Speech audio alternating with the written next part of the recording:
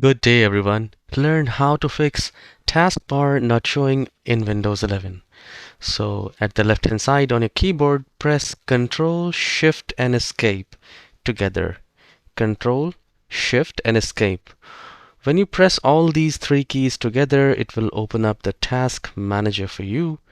And here under Processes, we need to select the Windows Explorer, do a right click and click on Restart.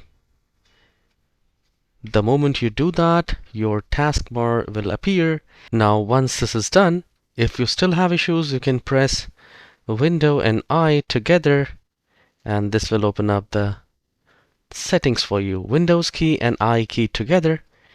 And then we need to go to this personalization tab, and we will scroll down, and here we have this taskbar behavior, and scroll down and look for taskbar behaviors, and please make sure this is unchecked. Automatically hide the taskbar. If it's checked, uncheck it and see if you see the taskbar.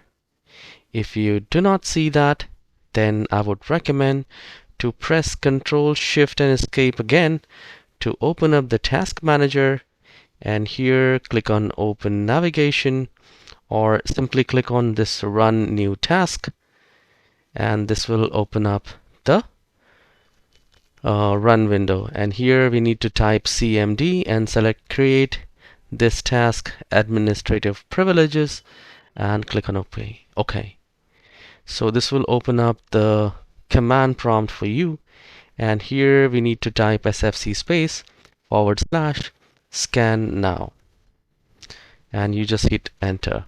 So this will begin the system scan, and if there is any corruption in your computer, this will fix it for you. And once this is done, you need to restart the computer.